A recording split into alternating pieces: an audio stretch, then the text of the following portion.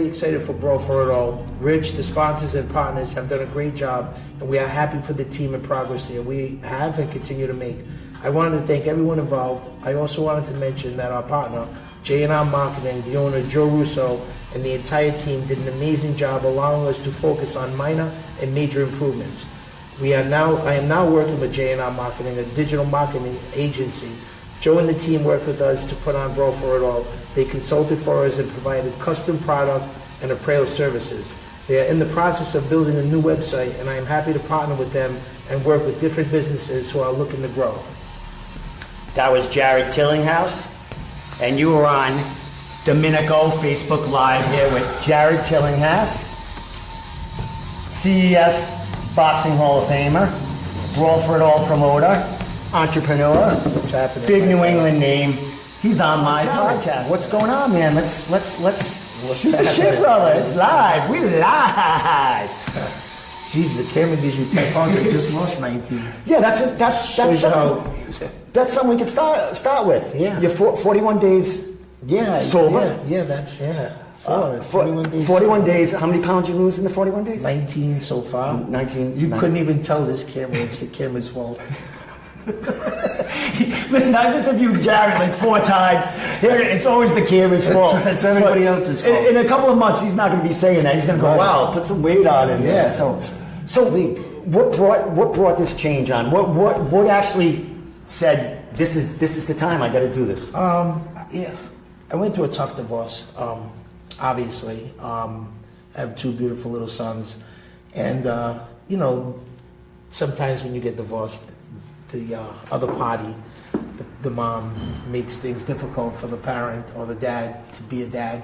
And, I don't know what it's about, whether it's bitterness or anger or whatever it is. But, she's made my life like kind of a living hell to be a dad and to see my kids regular. And it's just been a nightmare for me. So I started drinking. Yeah. And thinking, I'll go to the bar, and I start drinking. And next thing you know, nothing good comes out of that for me. Then my emotions take over, and I'm threatening everybody's life and wanting to kill everybody. And instant asshole, just had alcohol, right? It's just, So then, Chad, Leoncello, Team Lion, Sober Warriors. Sober Warriors. So people keep asking me, what's this Sober Warriors about? And this is what it's about. I see these guys, and Chad fought on my my last card, and I'm seeing Sober Warriors. So I'm like, these guys. So I'm following them a little bit. I'm intrigued. So I said. Then I surrounded myself with good people. I'm back in church. I got good friends in my life. So I said, it's time to jump on the wagon and become a Sober Warrior with Team Lion and Team Tillinghast. And we got together, and so I jumped on the wagon on 41 days today.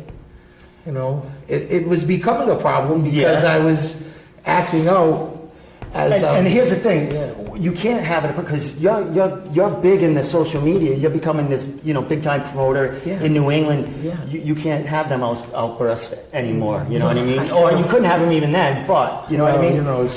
When that happens, people are getting choked. Yeah. I can't do that. I can imagine when you go, it's like a pond with the sea. Everybody's like, oh, you know what I mean? It's lethal. Yeah, it's lethal. So I decided to clean up, and it really it's helping me a lot because I'm able to control my emotions more and biting my tongue on certain situations when it comes to my kids, and it's been paying dividends. It's really helped me, and everybody out there, especially Chad and Johnny and Team Sober Warriors, Team Lion, these guys. He definitely inspired you. Because seeing his story and he's got a similar story to me. He's got a little boy that his wife or the baby's mother took the kid out of state, and makes it difficult for him to see his kid, and he rises above. He starts doing the Sober Warrior thing, and obviously he was making bad choices when he was drinking, and so I said, these guys are intriguing, man. They inspired me. Yeah. So I jumped on the wagon and I started training again. I'm training every day. I'm here Monday, Wednesday, Friday, 6 in the morning, 10 in the morning, and I'm putting myself through the mill again, man. It's painful. Yeah, you were just talking about like you're in pain right now. You're like everything hurts.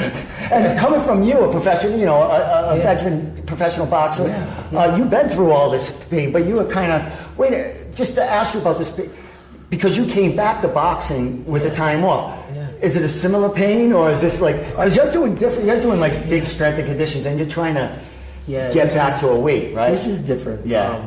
You know, but when I came back before, I get on the treadmill and I was running for 60 minutes at 5 or 6. I had that in me. And you know, I've gotten so far out of shape between drinking and eating and getting drunk and eating everything. In a social way. Yeah, and it snowballed, you know, and next thing you know, I'm totally gone. And then I didn't just come back and jump on the treadmill and start running. I came back and dove like headfirst into some hardcore. Well, you talked about it in your podcast with you know, CrimeTown, about, you know, you grabbed your friends and said, roll me up that hill doing the, you know, don't stop, my head hit the grass and the dirt, you keep bringing me up there to my arm. You know, once I decide to do something, you know, I got my mind to it. I'm all the way, you know. So I would imagine that same thing's going to happen now. Like once you get in that groove of, you know, because it's been 41 days and you're in it. It's like you talked about it. You're still in the baby stages of the honeymoon becoming, the honeymoon stage of becoming, you know, sobriety and getting back into working out really, you know, every day, kind of consistently. Yeah, it's painful. It hurts. Yeah. I go to bed, ice packs on my back, my ass, my legs. It's a good pain, though. It's a good pain. Like, oh, I did it. It's a great pain to get through it. And I tell you, the kid that's been my buddy Rupin, he's been crushing me, and you know, no breaks, hour straight, hardcore planking, 45 plates on my back. I'm doing bebops, I'm jumping. I mean, he invented stuff for you. I'm running, I'm doing stairs. Like I'm like, I can't do this. What are you doing? And there's no break, so he crushes me for an hour straight. And so now I'm really starting to. This is about my third week back of Monday, Wednesday, Friday. And I'm healthy, man. I feel good. I feel good, and I know the best is yet to come. So I kind of got to jump on it. Here it is. What is it? December 6th. Yeah, December. I'm not waiting for the new year. There you go. But the new year, I'm already going to be where I want to be. You're going to be in the shape to fight for that Brawl For It All 2018. I got a couple of things, a couple of people of mine I want to smack, but I got to do. There was some rumbling going on not too long ago. We can get to that later when we talk about the Brawl For It All coming. But to get to this CrimeTown, I listened to the podcast a few times. Your dad's been on it quite a few times. You know, there's so much for him there's so much content for them that they can follow him for a year and just talk. He'll talk there, you know, about everything. But your spot in it was different. You were the kid growing up in that life, but you know, you were trying to do something, you know, not follow that path. And your dad was the same way. He was away, but he was trying to keep you from that. And so, you know, that whole podcast was about that. So let's talk a little bit about how this podcast came about and how they approached you and got you aboard on this. Well, my cousin Seth actually knew Tim Struby.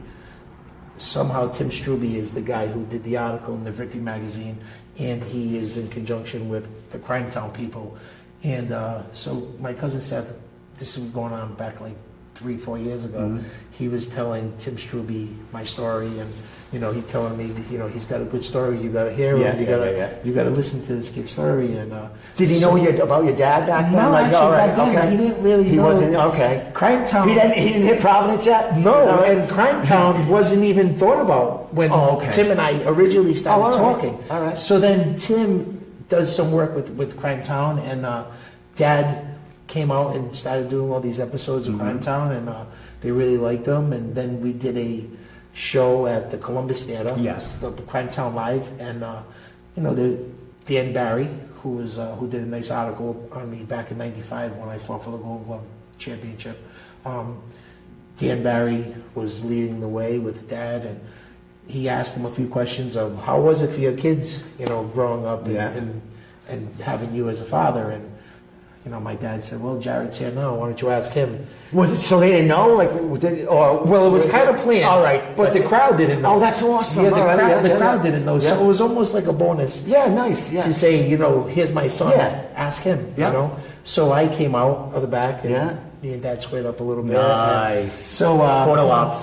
Yeah. So now we're on stage together, Mm-hmm. and I'm telling my story about how it was growing up. Jarrod Tillinghast's son. How'd that feel being up on that stage compared to being in the boxing stage? I don't know. It's all the same to me. Yeah. I'm a better show fighter. Yeah. I rise to the occasion. So when there's more people out there, that's the more the better for me. Yeah. Awesome. Yeah, I've never been one to freeze. So bring me more. Yeah, I'm ready for the big cameras. All right. So they brought you out. Was there like a plan, a dialogue that you were gonna do, or did they say just freestyle it and talk? Well, we had a couple of questions planned. Mm-hmm. They had we had talked about what we were going to talk about prior to it, and how we were going to introduce me. So it came out, and the crowd loved us. Yeah. They really. I had a couple of friends that went. Yeah. I interviewed you actually like a week before that for the first Brawl For It All that was coming up. Yeah. And you mentioned that you were very excited. That was kind of like, the start of your kind of the promoting, fighting, Jarrod, getting things starting to go. But you already had all this other stuff. All this other stuff was in place. So already, everything kind of like came together, like a lot of good stuff. A lot of good stuff. So it was no wonder for me. It was perfect timing for me to clean up and get sober. Well, things happen for a reason. Things happen for a reason. Good things are coming my way. Yeah.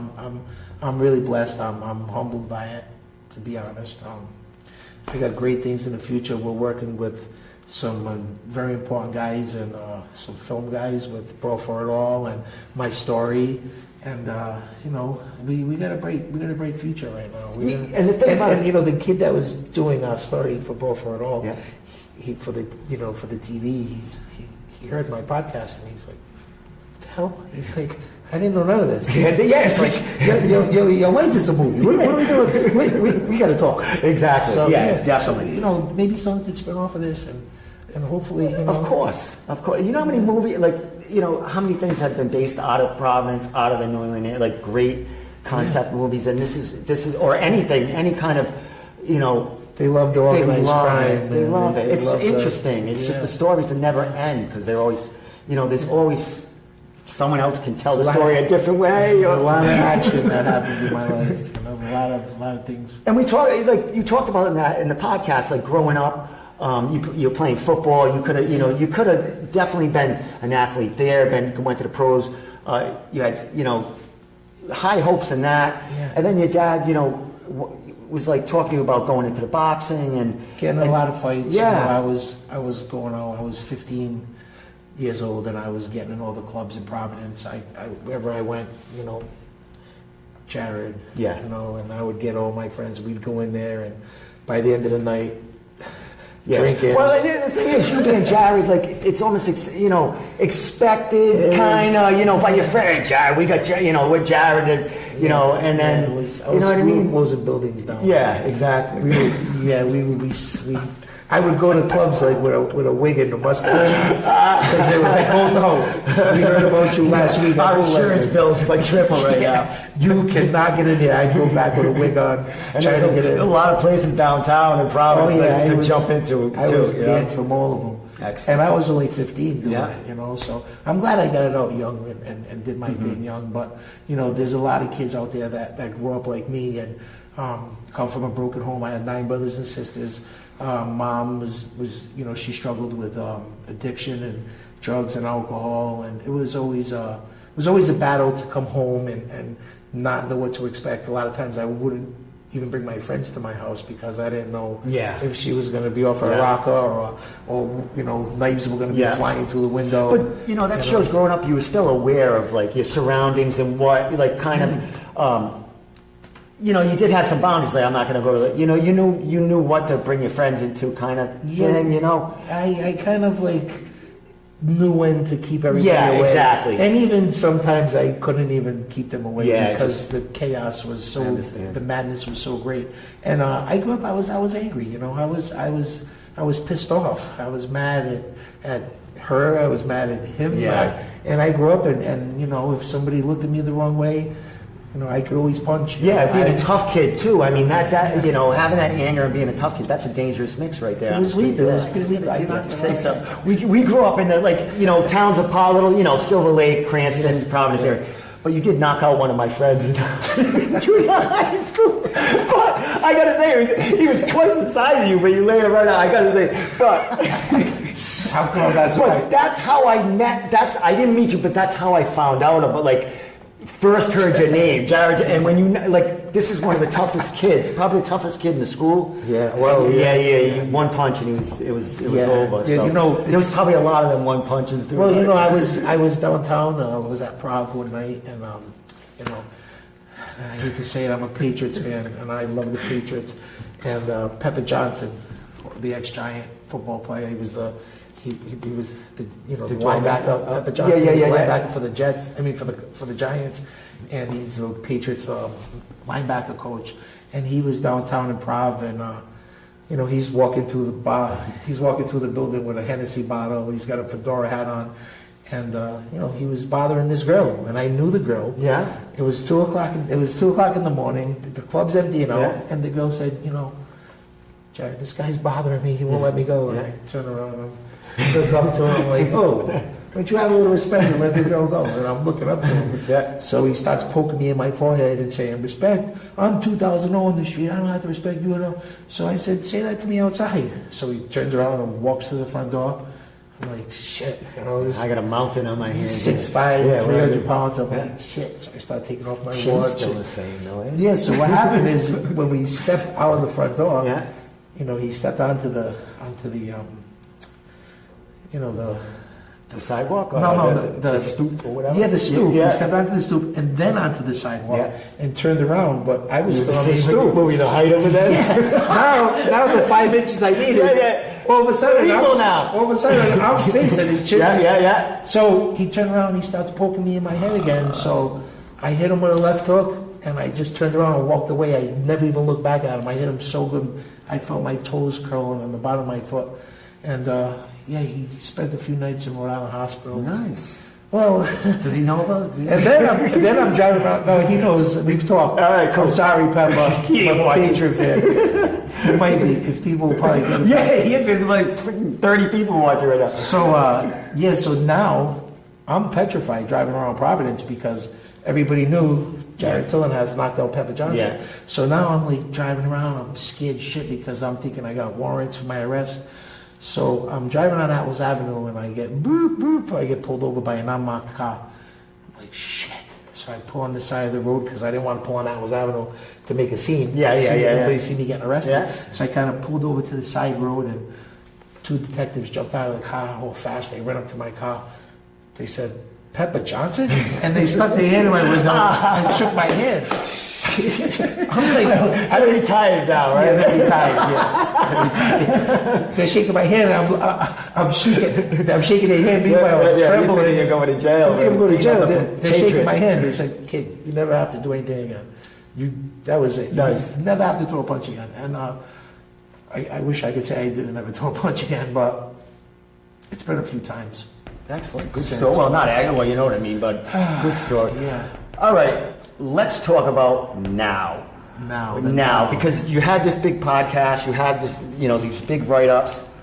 Now we got things in the future. February 17th is exclusive. February 17th is the next Brawl For It All. We have a big card. We have big announcements coming for some big grudges. My inboxes have been loaded. We just haven't been able to do any shows sooner.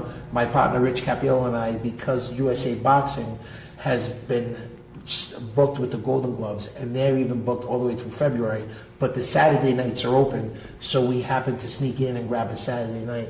On the 17th, we're going to be going to the West Warwick Civic Center. Oh, that's where it's going to be. West Warwick. Okay. Yeah. So we're excited about that to get Brawl For It All back in the making. I know there's some of your fighters. Like John Gallant, the Godzilla, he's fighting Saturday night in the John Marciano. Gallant, he has a Brawl For It All title. He's fighting for another title, Marciano title. He just got a phone call today. He's fighting for a Golden Glove title in Fall River. And then he's going to have a chance to fight for 4 belts. 4 belts by the time Brawl For It All comes. 5 months ago, he was smoking cigarettes, or not smoking, well, drinking six-packs and camping and whacking stuff. down 6-pack. So Godzilla's got a busy schedule coming up, but he could be a 4-time champion by February. Unless somebody out there denies him that belt. We know who we're talking about. Maybe the Ghost. Is that a talk about? Maybe is that in the talks for the fight in February? The Ghost and Gallant. Well, that's definitely in the making. I mean, we were all at the press conference in Providence when Godzilla called out the Ghost.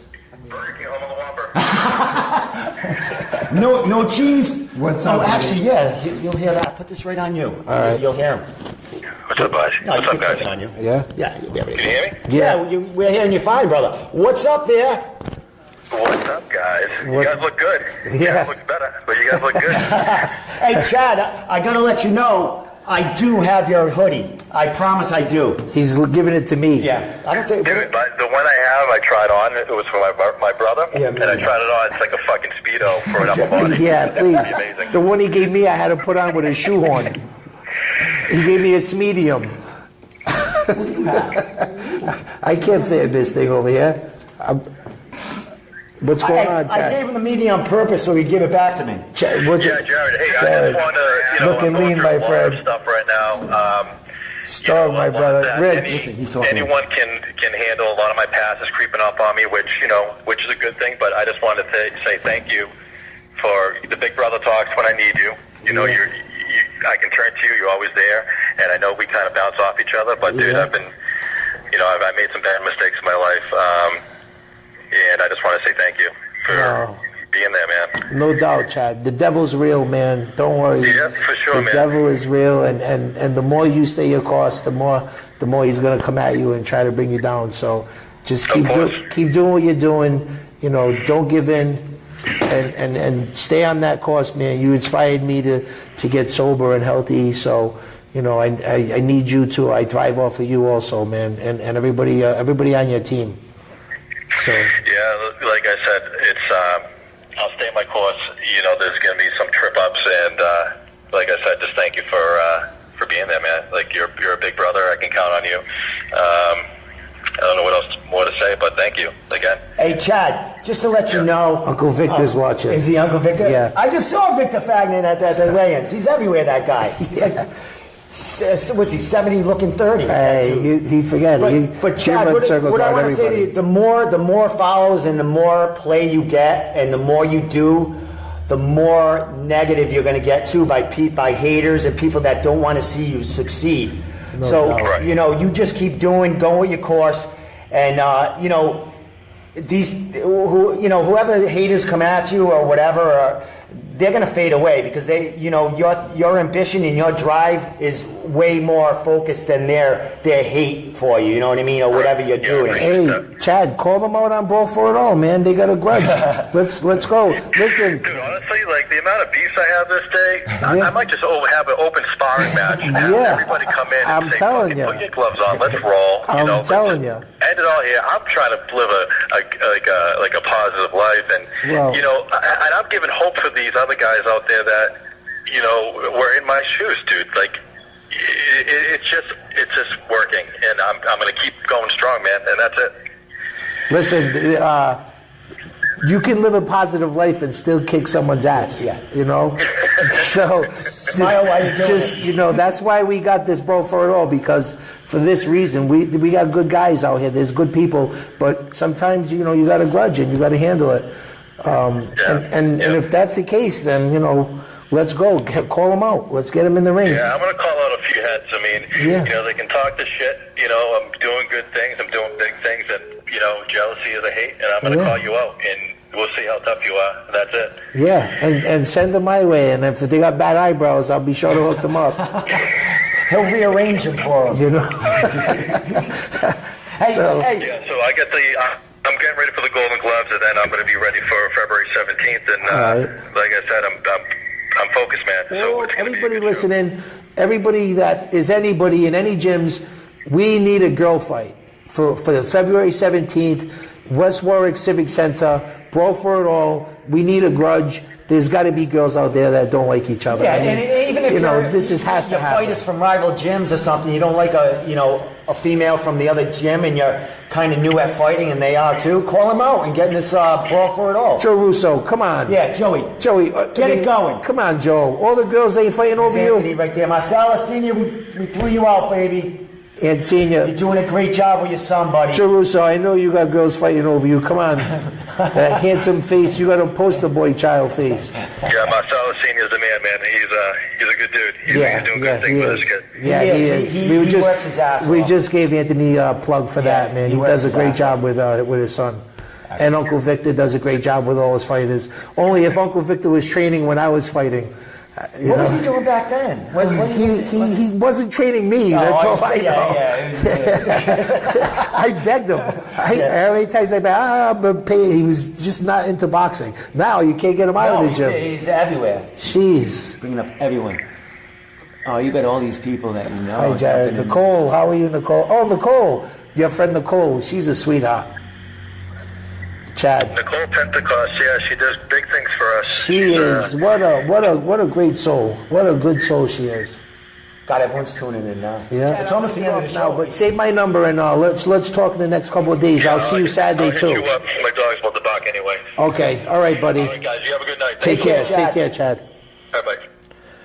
All right. Yeah. Last thing we're going to say is like how we get in touch with you in case you get a female or whoever wants to fight on this card coming in February 17th. Jarrod Tillinghast on my Facebook page. Any one of them. I have like 4 or 5 of them. Instagram, Jarrod Tillinghast. Jarrod.Tillinghast on my email. Who's that? Stevie Crew? Stevie, where are you? You're supposed to be here. Turn my lights off. I'm going to brawl for it all with Domenico. Hey, only if you tie both hands behind your back, Stevie. What do you say? He's going to bring us both in there. Is that what you said? Promote the cat fight. Spike, come on down there at the Art Bar. You come on. There's got to be something.